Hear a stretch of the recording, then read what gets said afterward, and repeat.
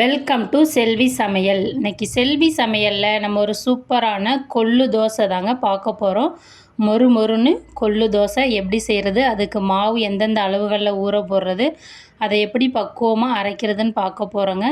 இளைச்சவனுக்கு எள்ளு, கொளுத்தவனுக்கு கொள்ளுன்னு சொல்கிற பழமொழி இருக்குங்க. அதுக்கு தகுந்த மாதிரி கொழுப்பு அதிகமாக இருக்கிறவங்கெல்லாம் வாரத்தில் 1லேருந்து 2 தடவை இந்த கொள்ளு தோசை சாப்பிட்லாங்க. நம்மளுடைய உடம்புல இருக்கிற கெட்ட கொழுப்புகள்லாம் கரைக்க உதவுங்க இந்த கொள்ளு தோசை. வாங்க இப்போ நம்ம எப்படி கொள்ளு தோசை அரைக்க மாவுக்கு ஊற வைக்கிறதுன்னு பார்ப்போம். அதுக்கு நான் 1 கப் பச்சரிசி எடுத்திருக்கேன், 1/2 கப் கொள்ளு, 1/4 கப் உருட்டு உளுந்து எடுத்திருக்கேங்க. நீங்கள் தோல் இருக்கிற உளுந்து எடுத்துக்கலாம், தோல் இல்லாத உளுந்து எடுத்துக்கலாம். 1/4 கப் அவல் எடுத்திருக்கேன், 1 டீஸ்பூன் வெந்தயம் எடுத்திருக்கேங்க. இப்போ வாங்க ஒரு பவுல் எடுத்துக்கலாம். ஒரு பவுலில் நம்ம மாவு அரைக்க தேவையான பொருட்களை ஊற வச்சுக்கலாங்க.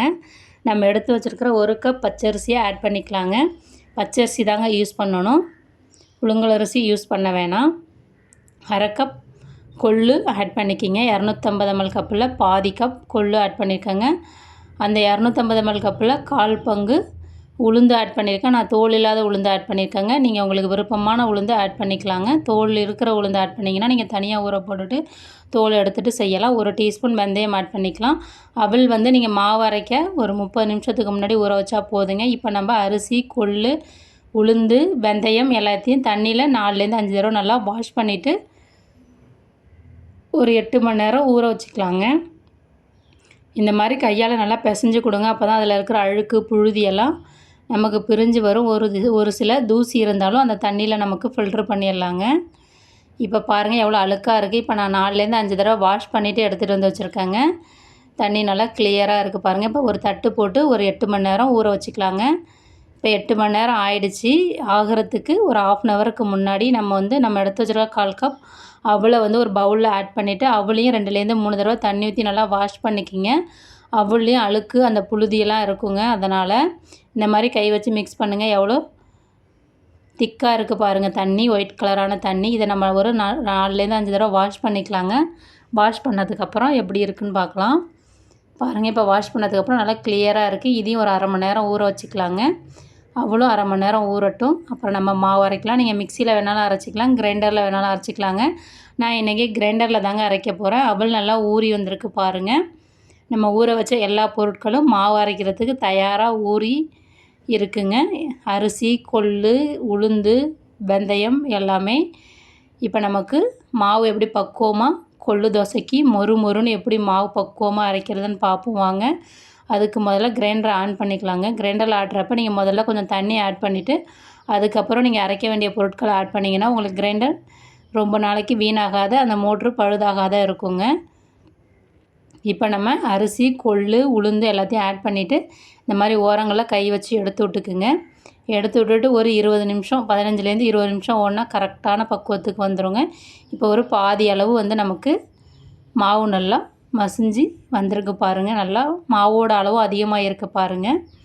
நீங்கள் எடுக்கிற உளுந்தை பொறுத்ததுங்க. உளுந்து நிறையா மாவு காண்ற மாதிரி இருந்தால் அதுக்கு தகுந்த மாதிரி ஆட் பண்ணிக்கிங்க. இப்போ ஒரு 3/4 பதம் மாவு நல்லா ஓடினதுக்கப்புறம் நம்ம ஊற வச்சுருக்கிற அவளையும் ஆட் பண்ணிக்கலாங்க. அவளையும் ஆட் பண்ணிவிட்டு ஒரு 5லேருந்து 6 நிமிஷம் ஓட விட்டிங்கன்னா அவளும் நல்லா அரைஞ்சி வந்துடுங்க. இப்போ பாருங்கள் மாவு நல்லா நமக்கு ரெடி ஆகிடுச்சிங்க. தோசைக்கு தகுந்த மாவு. கொஞ்சம் நான் திக்காக தான் எடுக்கிறேன். தோசை ஊற்றுறப்ப வேணால் நீங்கள் தண்ணி தேவைன்னா ஆட் பண்ணிக்கலாங்க. அப்படி இல்லைன்னா புளிச்சதுக்கப்புறம் சரியாயிடும் மாவு. இப்போ இந்த பவுலில் 1 டீஸ்பூன் உப்பு ஆட் பண்ணிக்கிறேங்க. உப்பு ஆட் பண்ணிவிட்டு கை வச்சு நல்லா மாவை மிக்ஸ் பண்ணி விட்டுக்குங்க. கை வச்சு மிக்ஸ் பண்ணுறதுனால உங்களுக்கு சீக்கிரமாக புளிக்கும். தோசையும் நல்லா மொறு மொறுன்னு வருங்க. தோசை மாவு நல்லா புளிச்சாதான் தோசை நல்லா நமக்கு மொறு மொறுன்னு ரொம்ப டேஸ்ட்டாகவும் சுவையாகவும் வருங்க. நீங்கள் இதை மூடி வச்சுருங்க. மூடி வச்சு ஒரு 6லேருந்து 7 மணி நேரம் புளிக்க விட்டுறலாங்க. இப்போ 6லேருந்து 7 மணி நேரம் ஆயிடுச்சு. புளிச்ச பிறகு நம்ம ஓப்பன் பண்ணி பார்க்கலாம். பாருங்கள் நல்லா புளிச்சு வந்திருக்குங்க மாவு. மாவு கொஞ்சம் கெட்டியாக தான் இருக்குது. என்னுடைய மாவில் கொஞ்சம் உளுந்து அதிகமாகிடுச்சு. அதனால் நான் தண்ணி எதுவும் சேர்க்கல. இதே பதத்தில் வச்சு தாங்க ஊற்ற போகிறேன். உங்களுக்கு மாவில் கரெக்டாக உளுந்து இருந்ததுன்னா இன்னும் கொஞ்சம் தண்ணி ஊற்றி நீங்கள் ஆட் பண்ணுங்க. இப்போ நான் அடுப்பு ஆன் பண்ணிவிட்டு அடுப்பில் நார்மலாக தோசை நம்ம எப்படியும் சுடுவோம் பார்த்தீங்களா, அதே மாதிரி ஒரு கரண்டியில் தோசை ஊற்றிக்கலாங்க. நான் அடியில் எண்ணெய் எதுவும் தடவலை, மேலே தான் எண்ணெய் விட போகிறேன். அதனால் நான் அடியில் எண்ணெய் தடவலை. உங்களுக்கு விருப்பம்னா நீங்கள் தடவிக்கலாம்.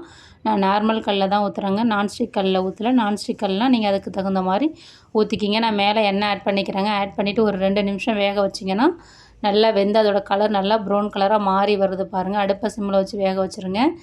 இப்போ நல்லா வெந்துருச்சு. உங்களுக்கு விருப்பம்னா நீங்கள் மறுபக்கம் வேக போடலாம். அப்படி இல்லைனா நீங்கள் அப்படியே கூட பரிமாறலாம். இப்போ நான் 2 பக்கமுமே வேக வச்சுக்கிறேங்க. நல்லா கிறிஸ்பியாக நல்லா மொறு மொறுன்னு நமக்கு கொள்ளு தோசை வந்து தயாராகிடுச்சு பாருங்கள்.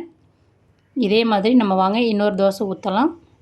கல் கொஞ்சம் சூடாகட்டும். சூடான பிறகு அடுப்பை சிம்மில் வச்சுக்கிங்க. சிம்மில் வச்சுட்டு நம்ம எடுத்த மாவை நம்ம எப்பொழுதும் தோசை வறுக்கிற மாதிரி வார்த்துக்கலாங்க. வார்த்துட்டு மேலே கொஞ்சம் எண்ணெய் ஊற்றிக்கலாம். நீங்கள் நெய் வேணாலும் ஊற்றிக்கலாங்க. அது உங்களுடைய விருப்பம். நம்ம நார்மலாக அரிசி உளுந்து போட்டு சாப்பிட்ற தோசைக்கும் இந்த தோசைக்கும் நிறைய டிஃப்ரெண்ட் இருக்குங்க. டேஸ்ட்டும் நல்லாயிருக்கும். நீங்கள் ஒரு தடவை செஞ்சு பார்த்தீங்கன்னா திரும்ப திரும்ப செஞ்சு சாப்பிடுவீங்க. அந்தளவுக்கு சுவையாக இருக்கும். இப்போ தோசை நல்லா வெந்துருச்சு. 2 பக்கமும் திருப்பி போட்டு வேக வச்சுக்கலாங்க.